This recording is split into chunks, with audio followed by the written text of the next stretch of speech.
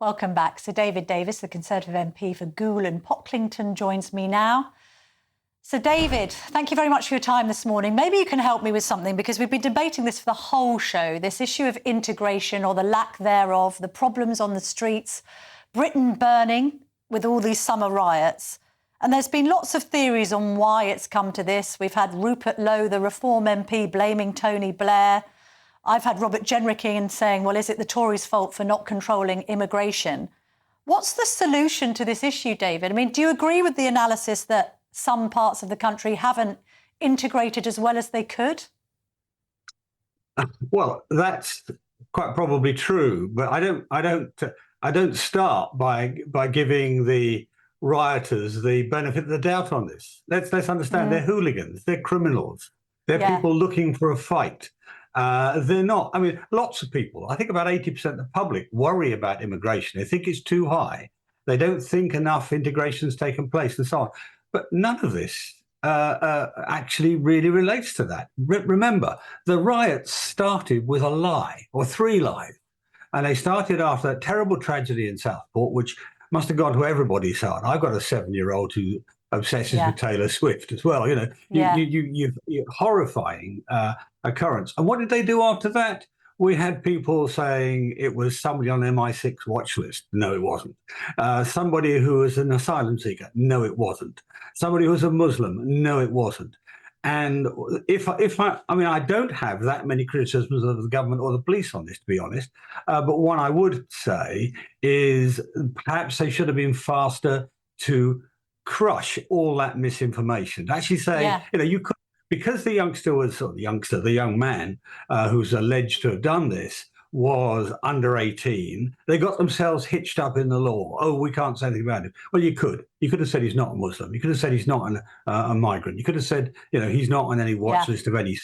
That would have been smarter. So I don't really accept going down the rabbit hole that this is principally about immigration. It's about a political battle which uses immigration as a weapon. But, you know, the 80 odd, maybe more percent of the country have worries about immigration, and they don't go out and throw bricks at policemen. Yeah, that's right. But also, then maybe we haven't discussed this on today's show, and it's a good point. Should the tech giants be doing more? Why do you get this misinformation not clamped down on? There's criticism in The Observer today. I mean, you could say, well, of course there would be.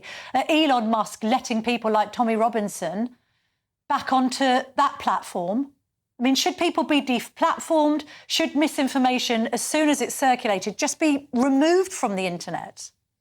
I'm generally not in favour of deplatforming, because it very rapidly turns into a sort of general cancel culture problem. Frankly, it also creates martyrs. But I am sympathetic to the idea that we should treat these people like publishers. If your newspaper, your channel, published something which was an incitement to violence, let's stick with the real crimes. If it's an incitement to violence, it should be held responsible. You know, they're not exactly poor, these organisations, and yet they tend to say, oh, it's too difficult. Oh, what if the Daily Telegraph said it was too difficult to control this terrible woman, Tommy, who writes these terrible things? We would all laugh, not just at the judge. I'm on a very tight leash, as you well know, David. No, I agree with you. Time is fast running out, because I've had Robert Jenrick, your Conservative colleague, in here giving me his thoughts on all manner of different subjects. Making his pitch. Do you like the look of Robert Jenrick? I mean, he's been on some sort of Damascene conversion from Remainer to Brexiteer righty.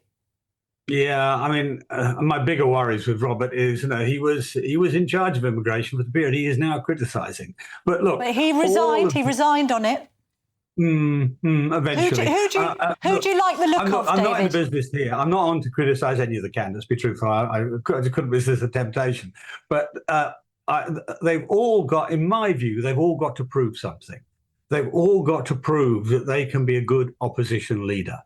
I mean, none of them, they've all been in government, frankly, for the last X years. And it's an incredibly different job. I mean, look at the tough time William Hague had, the most brilliant speaker of his generation, right? Fantastic at the dispatch box. And after 4 years of William, we got one extra seat. The country can't afford that.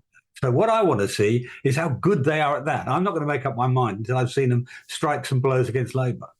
All right, David, we have to leave it there, but I will have you back on the show when you reveal who you'll be supporting, if we can strike that deal. Okay, come September. All right.